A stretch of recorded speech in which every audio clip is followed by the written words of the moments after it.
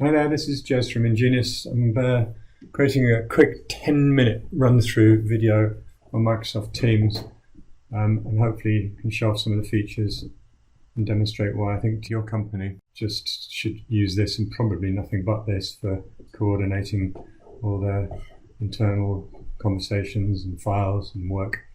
I've got Teams open with a number of teams that we use internally and a demo team. Teams contain channels, so in each team, which is a group of people, you have a channel usually on a topic, department, whatever you choose. Because within each channel is where you start having conversations and links to files and other bits and bobs.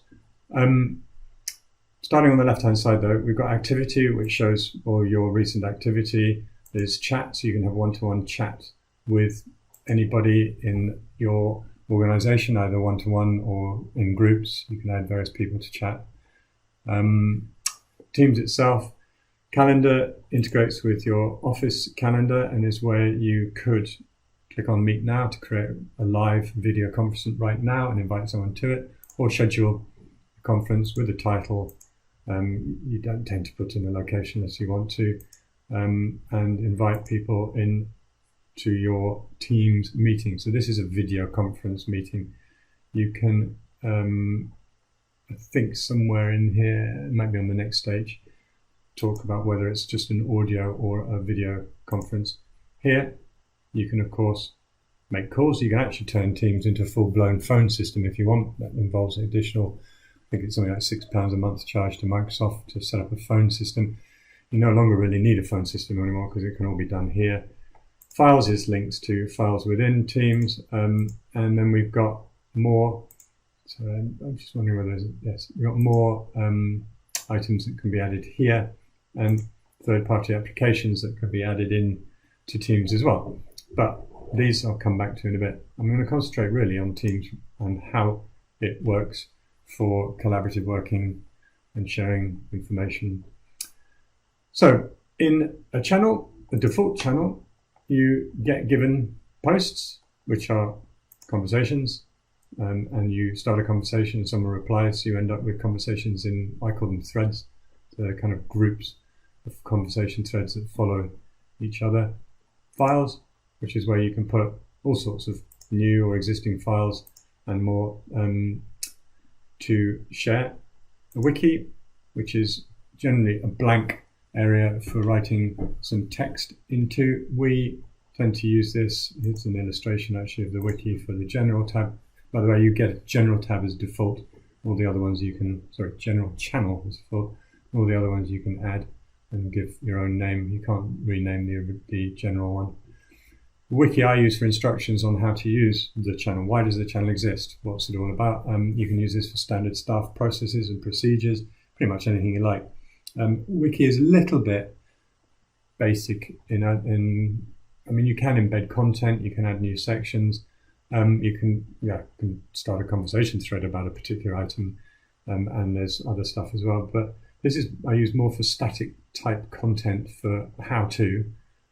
If you want something that's a bit more dynamic, you can use a notebook. This is OneNote embedded. I'll come back to plan.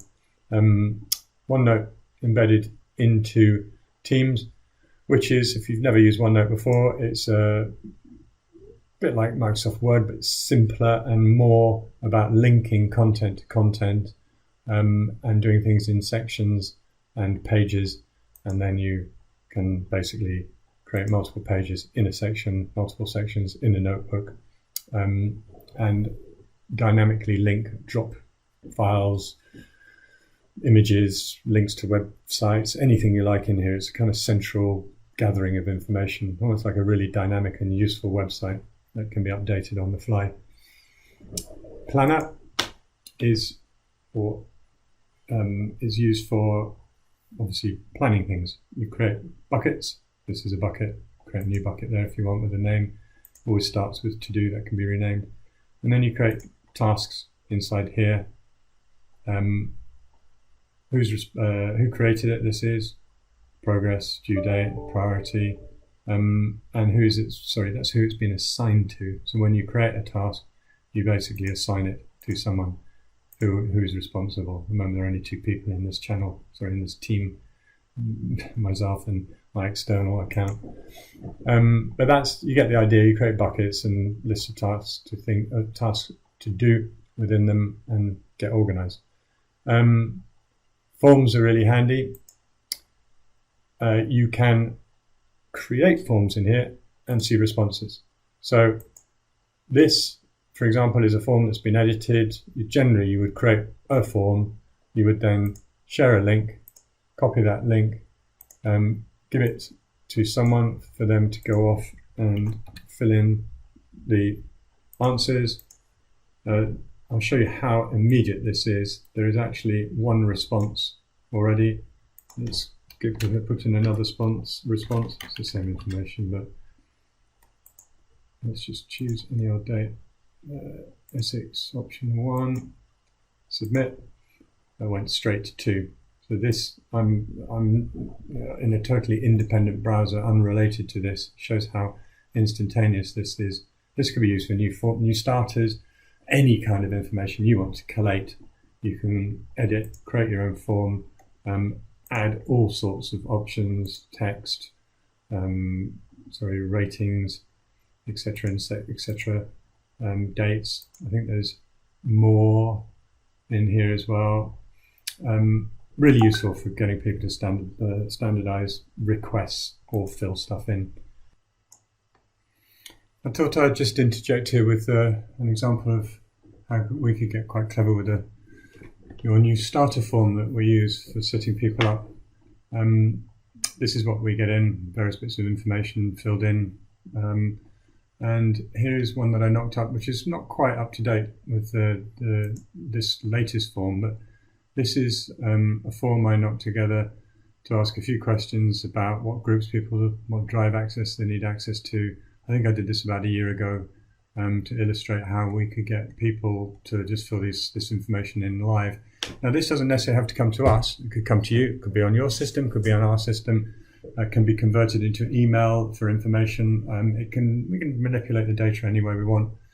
And this is how it would look on a PC. Fill it in, name, surname, location, so on and so forth. Click next. You get the picture, and could even be used on a mobile. So yeah, I think this is pretty useful and pretty powerful. And now we'll go back to the other video. Thank you. Polly is sort of a bit like forms, but it's more for asking a question. What do you want for lunch, or something like that. You ask one question, multiple choice, open-ended, agree, disagrees, or scores from 1 to 5, 1 to 10, and you send it out and watch people's responses. I think there's a poll I used here as a test. No, I didn't. I think I might have created a joke poll elsewhere, which was just saying how long's a piece of string, and it was several meters or not, but that would have appeared in the thread here, because each of these things you do in these tabs here can get updated in the conversation, so the people in the channel, in the team, get notified. You can actually also bring to their attention by doing an @ symbol and sending someone a specific message, and then pops up and notifies them. So that's how Teams works in principle. The Teams element, of course, the other bits are all extra bells and whistles, and the video conferencing, brilliant. I want to show you how the real power of Teams, how you can work on something with someone else. So I mentioned I've got 2 accounts here. One is my Jez Nolan Ingenious account.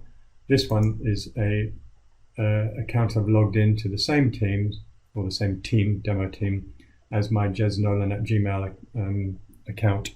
It's another account I've got that's totally independent. So these are 2 different people, to all intents and purposes, accessing this information.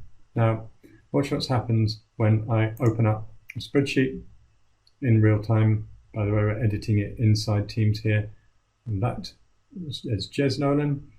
And I open up the same spreadsheet as my other account. Now, at the moment, nothing particularly clever is happening, but look what happens when I type into a field there, and look what happens when I type into a field there. Now, you can see that this one knows I've got my cursor here. That's J, as in my Gmail account. And this one, my Gmail account, knows that JN, Jez Nolan, is in this field. Watch what happens if I click down here, or down here on the right-hand side. See how it knows where I'm editing? And if I type something in, it's immediate. And you can see as I'm typing it, that ... means I'm editing it. Oh, right, so don't type anything into there because someone else is actually editing that field right now. Click out, it's done. Yeah, same and vice versa. And of course I can highlight all of these. It shows me one side doing that, clear them out. Immensely powerful, how to collaboratively work on the same document at the same time. Of course, this can be done for Word documents as well. And I'll just delete these out here. And see how it's coming through immediately. Very clever, very clever. I'm just going to pause because I think I've overrun on the 10 minutes. I've got one more important thing to tell you guys. I mean, there is so much more, but this I thought was rather relevant. By the way, if you want to read our articles on our website, you just go to Ingenious blog. Start off on the first article. There are 6 articles. First one kind of explains it. What I wanted to show is the fourth one I wrote. It's about Teams, SharePoint, lists and flow. You can create, and again, these lists can embed into Teams. So this is a thing called a SharePoint list. We use it for collating information, things that we realize that we should be doing, should be thinking about, future tasks, ideas and processes, issues. We have one list, but we then have a thing called Microsoft Flow that analyzes the list and then manipulate this data, move it into another list, convert all the text into an email, send it into our ticketing system, and so much more. You can integrate with quite a lot of the different Office applications by creating a thing called a flow. You'll see this one, when an item is created or modified, so usually if the date's changed, or if in this case it's actually where the list is changed. Get it, check the condition, and then there are more steps that decide what to do with it. Now, I'm going to stop now, but hopefully this is a quick crash course on Teams. By all means, please get in touch if you've got any questions. Thank you very much. So, here's just a really quick overview of the app on the phone. Same things, activity, chat, Teams, calendar and calls. You can make video calls or VoIP calls from within the application. Obviously Teams and channels. I'm going to show you general channel, posts, conversations, files, more. There are links to the notebook which you can open, or the forms, or the plan. So it is possible to launch Planner from within the app and have a look at the same plan that we had a look at earlier on. The other thing that we can do is actually edit the same Excel spreadsheet, and of course this can be done at the same time as anyone else in your organization. So maybe it wasn't entirely clear in the previous video, but I was opening the spreadsheet inside the Microsoft Teams application and also opening another copy of it in a browser window. Here I'm using Teams application on my phone, and going in and launching that same spreadsheet, and I'm able to edit it. But we can also edit the Excel spreadsheet as if we were working in it. Obviously close it and go back again, same as with the Word documents. And that's probably all you need to see, or chat, sorry, that's probably all you need to see for the app. That's it, yeah. One thing you can also do is get really clever with managing your devices or applications on your devices. Enterprise mobility and security, which is part of one of the plans that we're recommending, gives you the ability to manage your Windows devices, or iPad and iPhone devices, or Apple Macs, and all Android devices.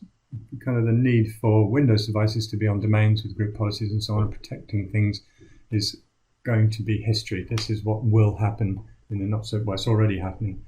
Just want to show you what we do though to protect our mobile phones in our company. So we've got two policies, one for iOS devices, one for Android devices. The Android one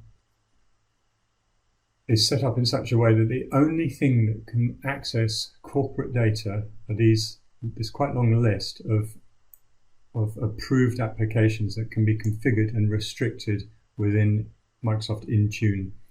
The main one, of course, is Outlook, but we also use OneNote and Word and Excel and OneDrive and so on and so forth. The idea behind this is you protect your data, you ring fence it, you can stop anybody from screenshotting, videoing, screen videoing that is, copying and pasting in or out of any of your applications. So you totally control and ring fence your data. All these bits that could do with preventing backup, so the data can be backed up elsewhere. You can't save copies of the data. What can you copy in and out of? What keyboards you can use, whether the data is encrypted, so on and so forth. Timeout of inactivity before the machine needs to be password opened with a password. Even offline grace periods, how long the machine can stay offline before it's actually wiped. But the main thing is obviously enforcing passwords, but also blocking the ability for data to be copied and pasted in or out of your applications. If you try to do it, it simply says the words, your organizational data cannot be pasted here. Again, extremely powerful and so up your street for protecting sensitive data and making sure it doesn't leave the corporate systems. That's that for now, and on to the next bit. Thank you. One last thing I'd quite like to show you is how to access Teams and other things in a browser. Of course, on any machine, anywhere. That could be in an internet cafe, could even be on a mobile phone, small browser on a mobile phone. You just log in. Here is Teams, for example, browser-based version, logging in as myself. There's the Delete Me channel. Sorry, it's called the Demo Team channel. It was originally called Delete Me. And the channels that it hides after a while because I'm not using them. And all the same experience as the app. If you look at the application, you realize that it's near identical look and feel to it, as is quite a lot of Microsoft Office stuff.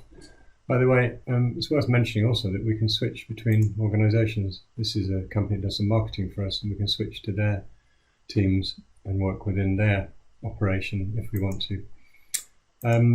All the other things, I won't bother going through them again, but of course the other thing that can be done in Office 365 is all these other items that you just can work in from the browser, Outlook, OneDrive, Word. And one other last thing is, of course, that all these documents that go into these various channels, each one of these is a channel, can be synchronized back to PCs. This is probably for people who work more on the road. This is OneDrive in action, because of course OneDrive sits behind SharePoint. Well, OneDrive is SharePoint, Teams is SharePoint. In fact, all of this stuff kind of overlaps. Quite a lot of the Teams stuff is actually in the mail server. Anyway, I'm going into too much detail as always. I'm going to finish the recording here, and hopefully this has given you a fairly comprehensive overview of what can be achieved in Teams.